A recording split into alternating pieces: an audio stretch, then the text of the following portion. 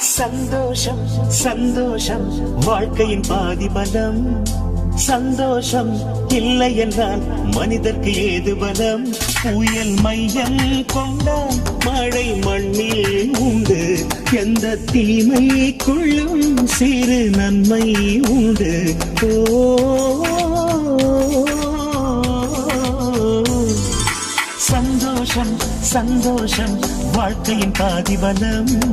சந்தோஷம் இல்லை என்றால் மனிதர்க்கு ஏது பலம்? புயல் மையம் கொண்டால் மழை மண்ணில் உண்டு. எந்த தீமை கொள்ளும் சிறு நன்மை உண்டு.